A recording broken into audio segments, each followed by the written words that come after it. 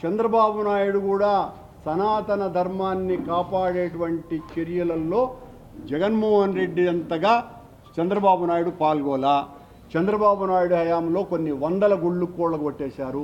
జగన్మోహన్ రెడ్డి గారి హయాంలో 3500 గుళ్ళు కట్టినారు.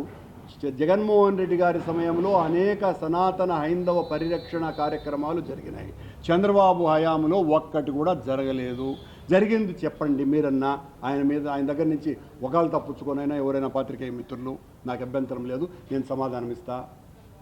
తిరుపతి మాజీ ఎమ్మెల్యే వైసీపీ రాష్ట్ర అధికార ప్రతినిధి Bhumana Karunakar Reddy, mayor doctor Sirisha, MP Gurumurthy, మాజీ deputy mayor Bhumana Abhinay Reddy media సమావేశం పాయింట్స్. మా నాయకుడు స్వామివారి దర్శనం కోసం వస్తున్న సమయంలో అడుగడుగున ఆటంకాలు కలిగిస్తున్నారు. చంద్రబాబు నాయుడు తనకు అనుకూలమైన పోలీసు అధికారులను 30 యాక్ట్ అమలు చేయాలంటూ వారిని ఒత్తిడి చేసి మా నాయకులను భయపెడుతున్నారు. నోటీసులు కూడా ఇస్తున్నారు.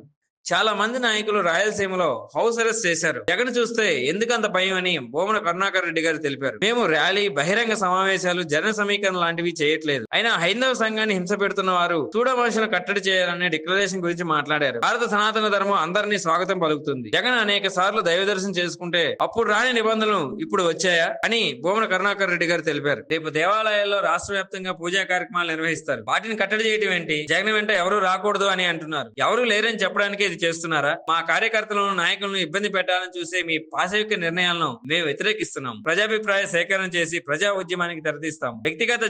వ్యక్తిగత రాజకీయంలోకి దేవుణ్ణి తీసుకురాకండి అని భూమన కరుణాకర్ రెడ్డి గారు తెలిపారు. పవన్ దుర్గగుడిని శుద్ధి చేసి మేము హైందవ ధర్మం వ్యతిరేకం అన్నట్టు మాట్లాడారు. కూటమిలో అందరూ ఒక్కొక్కటి మాట్లాడుతున్నారు. బీజేపీ నాయకులు ఎవరు పేరు చెబితే అదే. పరిరక్షణ చేసేవాళ్ళు వీళ్ళేనా? ఓనవాళ్ళు రాని వాళ్ళు సనాతన ధర్మ పరిరక్షలు అంటున్నారని భూమన కరుణాకర్ రెడ్డి గారు ఎద్దేవా చేశారు.